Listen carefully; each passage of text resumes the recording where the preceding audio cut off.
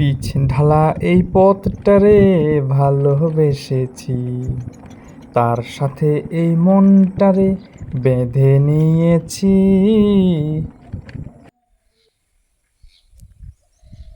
নমস্কার, আমি পল্লব। আমার পিছনে পিচের রাস্তা দেখা যায়, অর্থাৎ এই রাস্তাটা নতুন হয়েছে।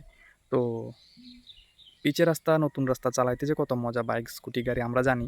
তো যাই হোক, এই রাস্তাটা অনেক দিন পরে হইল। তো এই রাস্তাটা যেহেতু এখন নতুন, তো নতুনটাকে আরও নতুনত্ব করে রাখার জন্য আমাদের নাগরিক হিসাবে আমাদের উত্তর ভারত চন্দ্রনগর গ্রামের যত মানুষ রয়েছে সবার কিন্তু এই রাস্তাটা ঠিক রাখার সবার দায়িত্ব কিন্তু সরকার কাজ করে দিয়েছে। এবার বাকি কাজটা হচ্ছে রক্ষণাবেক্ষণের দায়িত্ব হচ্ছে আমাদের। আপনি প্রশ্ন করতে পারেন যে রাস্তা আবার কীভাবে আমরা রক্ষণাবেক্ষণ করব, কীভাবে ঠিক করব? এই যে এত সুন্দর রাস্তা, রাস্তাটা যদি নষ্ট হয়ে যায় তাহলে সমস্যা হবে কিন্তু আমাদের। তো এই যে ড্রেনের বাড়িঘরের জল, যেগুলি রাস্তার উপর দিয়ে অনেকে ছেড়ে দেয় আমি দেখেছি। তো সেগুলি যদি অন্যদিকে পথ ঘুরিয়ে দেওয়া যায় তাহলে কিন্তু রাস্তাটা কিন্তু নষ্ট হয় না। পিচের রাস্তার সবথেকে বড় শত্রু হচ্ছে জল। তো যেখানে জল জমতে দেওয়া যাবে না সেখানেই রাস্তাটা ভালো থাকবে।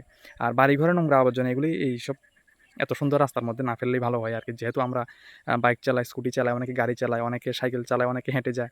তো সবার যাতে অসুবিধা না হয়, তো আমার অনুরোধ থাকবে, যেহেতু আমরা গ্রামের নাগরিক, এই রাস্তাটা বিলোনিয়া থেকে উত্তরপাড়া চন্দ্রনগর, অর্থাৎ আমাদের গ্রাম থেকে শহরে যাওয়ার, উত্তরপাড়া চন্দ্রনগর থেকে বিলোনিয়া যাওয়ার যে রাস্তাটা, এটা যেন সবার সহযোগিতায় অনেকদিন পরে সুন্দরভাবে হয়েছে কাজটা।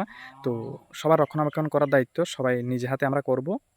যেখানে জল জমেছে সেখানে আমরা যদি ড্রেন করে দিই তাহলে কিন্তু পিচের রাস্তাটা নষ্ট হবে না। কারণ জল জমলে সেখানে রাস্তাটা নরম হয়ে যায়, রাস্তাটা নষ্ট হয়ে যায়।